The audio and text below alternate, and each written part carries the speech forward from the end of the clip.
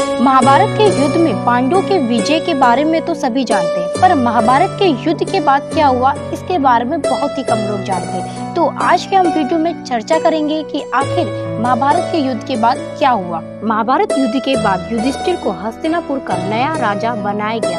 युधिष्ठिर के अधीन पांडवों ने लगभग 36 वर्षों तक शासन किया। महाभारत के युद्ध के खत्म होने के उपरांत जब हस्तिनापुर में नया राजा बन जाने के बाद चारों ओर खुशी मनाई जा रही थी, तब कौरवों की माता गांधारी ने श्री कृष्ण को इस युद्ध का जिम्मेदार ठहराया और उसको गुस्से में श्राप दे दिया कि जिस तरह तुमने कौरवों का साम्राज्य मिटा दिया, ऐसे ही एक दिन तेरा भी सारा राज्यपाट व साम्राज्य सब कुछ नष्ट हो जाएगा।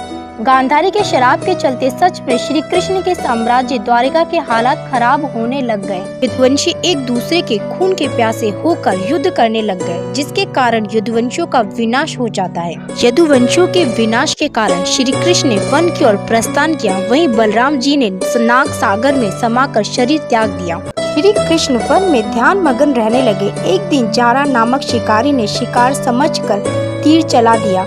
ये तीर श्री कृष्ण जी के पैरों में लग गया। वे तीर लगने के उपरांत शिकारी ने श्री कृष्ण जी से माफी मांगी और बोले कि ये तीर गलती से लग गया है। लेकिन द्वारिकाधीश ने विष्णु रूप धारण कर लिया और श्री कृष्ण रूपी शरीर त्याग दिया। जब अर्जुन को द्वारिका की परिस्थितियां खराब होने व श्री कृष्ण की मृत्यु के बारे में पता चला, तो वह द्वारिका नगरी को बचाने के लिए गया। पर कहा तो ये जाता है कि उस समय द्वारिका समुद्र में डूब रहा था, यादव वंश खत्म हो रहा था। लेकिन अर्जुन ने वहां जाके कुछ बच्चों, बुजुर्ग व औरतों को डूबने से बचा लिया और इंद्रप्रस्थ ले गया। कहा तो ये भी जाता है कि महाभारत का नायक अर्जुन यादव को इंद्रप्रस्थ लेकर के आ रहा था, तभी रास्ते में लुटेरों ने हमला कर दिया और अर्जुन के सैनिकों को पराजित कर दिया। आज वर्तमान में द्वारिका गुजरात राज्य में स्थित है। आज भी द्वारिका नगरी के अवशेष पानी के नीचे मिलते हैं।